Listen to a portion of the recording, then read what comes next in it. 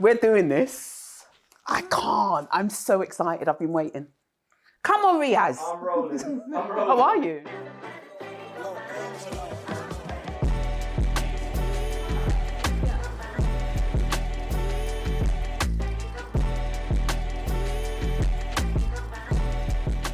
I first met Natalie back in 2016, which was on the government advisory board to the Mission at Business Review.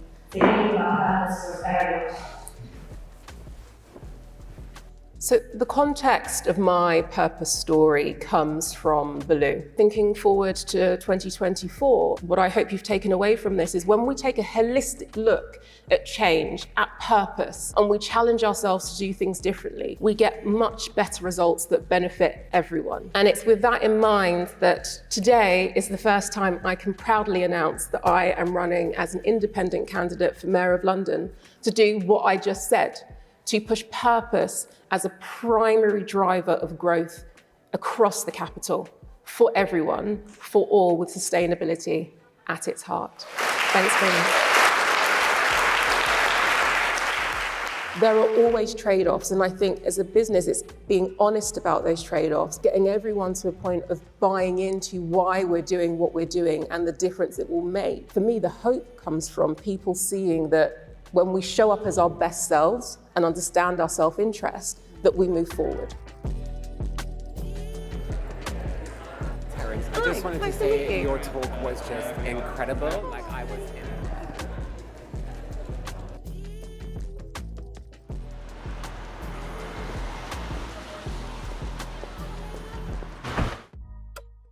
There is something about making a difference that I can't let go of. And as many times as I would say to myself, don't run, I would always then see something, whether it was a violent act or just something being ignored, the numbers of homeless people on the street, and I would just be like, oh, but I have to, otherwise we're going to have the same boring conversation between two candidates that won't try because they think they've got it in the bag, and we just need someone else to come through and change things. And it's not impossible to win. It just relies on people deciding to get up in May and vote. 58% of people didn't vote. If I can mobilize even a small percentage of those people to show up, that's the job done. And when I thought about it like that, then it made it possible.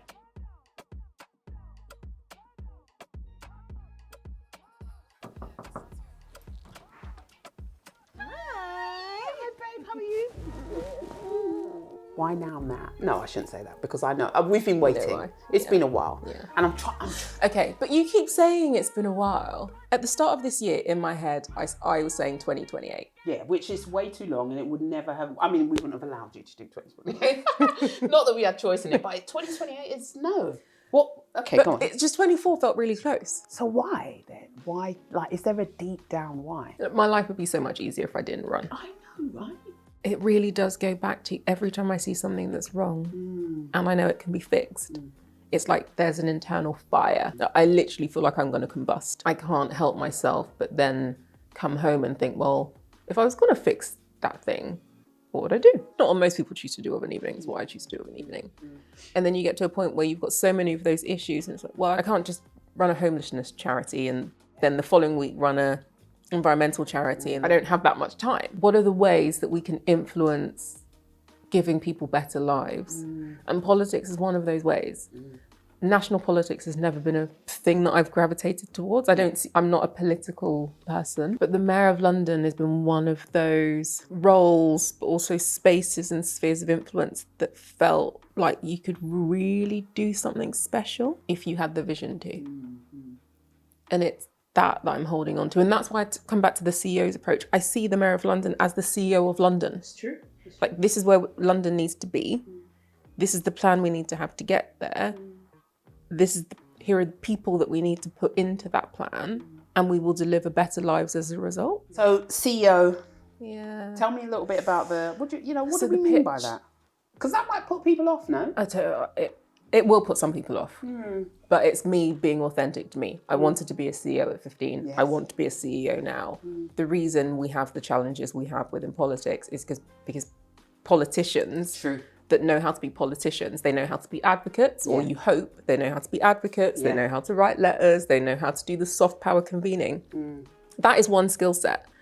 But to run London, you have to be able to understand a system, an organisation, a budget, have a vision. How do you get from A to B? We've been seeing this for a long time, but as you're talking, like, this sounds nuts, but in true reality, there's a side of me that's a little bit scared. I'm not scared that you can't take this on, because you can. I'm not scared that you can't do this, because you can, I know you. But there's a side of me that's scared because I know my Nat. And I'm like, how are we going to make sure Nat's all right? Is there anything about it that scares you? So I can honestly say I feel like I've been apprenticing myself for this sort of role for a long time. So I can stand on a stage in any environment and go off the cuff. Yes. I can handle journalists and media because I've sat on both sides, both seats. Yes. Asking the questions and being the one building strategic vision. I understand the budgets, I understand the connection with government, I understand, look, all of the things that you need to do, I understand. I think the fear is putting myself out there and not winning. Well, we know you're competitive. No, just a little bit.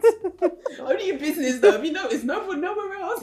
In nothing else. No, I don't care. Don't care. But try and test me on business and see what happens. Then we've got a problem. So losing, it's different things. But there's an ego thing around the number of people that vote for me, for sure.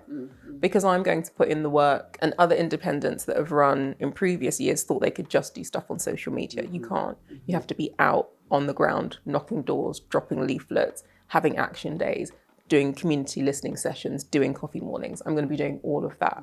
And if I don't get, and I don't even want to say it because I don't want to put a negative vision into this, but if I did all of that and I didn't get somewhere, that would feel like a failure. But we only manifest the positive. We only manifest the positive.